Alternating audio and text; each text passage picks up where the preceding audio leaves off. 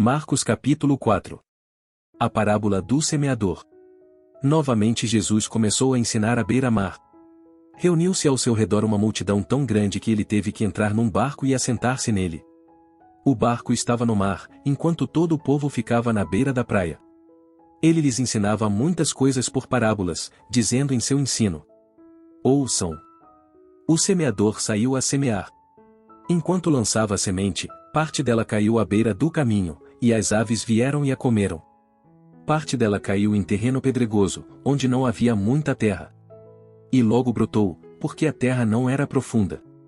Mas, quando saiu o sol, as plantas se queimaram e secaram, porque não tinham raiz. Outra parte caiu entre espinhos, que cresceram e sufocaram as plantas, de forma que ela não deu fruto. Outra ainda caiu em boa terra, germinou, cresceu e deu boa colheita, a 30, 60 e até 100 por um. E acrescentou: Aquele que tem ouvidos para ouvir, ouça. Quando ele ficou sozinho, os 12 e os outros que estavam ao seu redor lhe fizeram perguntas acerca das parábolas. Ele lhes disse: A vocês foi dado o mistério do reino de Deus, mas aos que estão fora tudo é dito por parábolas, a fim de que, ainda que vejam, não percebam. Ainda que ouçam, não entendam. De outro modo, poderiam converter-se e ser perdoados. Então Jesus lhes perguntou: Vocês não entendem esta parábola? Como, então, compreenderão todas as outras? O semeador semeia a palavra. Algumas pessoas são como a semente à beira do caminho, onde a palavra é semeada. Logo que a ouvem, Satanás vem e retira a palavra nelas semeada. Outras, como a semente lançada em terreno pedregoso, ouvem a palavra e logo a recebem com alegria. Todavia, visto que não têm raiz em si mesmas, permanecem por pouco tempo. Quando surge alguma tribulação ou perseguição por causa da palavra, logo a abandonam. Outras ainda, como a semente lançada entre espinhos, ouvem a palavra. Mas, quando chegam as preocupações desta vida, o engano das riquezas e os anseios por outras coisas sufocam a palavra, tornando-a infrutífera. Outras pessoas são como a semente lançada em boa terra. Ouvem a palavra, aceitam e dão uma colheita de 30, 60 e até 100 por um. À luz do candeeiro. Ele lhes disse: Quem traz uma candeia para ser colocada debaixo de uma vasilha ou de uma cama? Acaso não a coloca num lugar apropriado? Porque não há nada oculto, senão para ser revelado, e nada escondido, senão para ser trazido à luz. Se alguém tem ouvidos para ouvir, ouça. Considerem atentamente o que vocês estão ouvindo, continuou ele. Com a medida com que medirem, vocês serão medidos. E ainda mais acrescentarão para vocês. A quem tiver, mais lhe será dado. De quem não tiver, até o que tem lhe será tirado.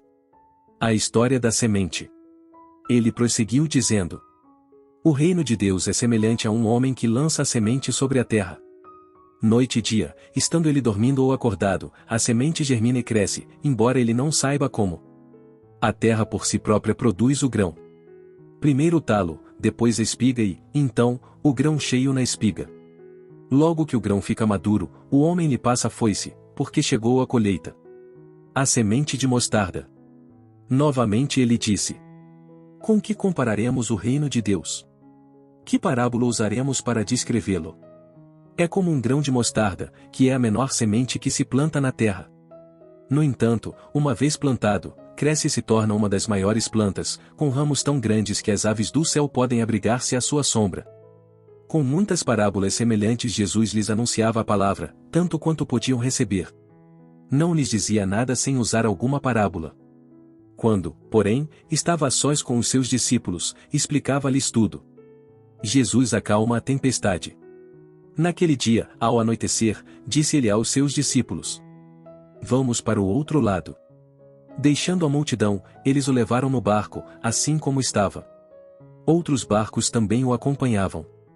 Levantou-se um forte vendaval, e as ondas se lançavam sobre o barco, de forma que este ia se enchendo de água.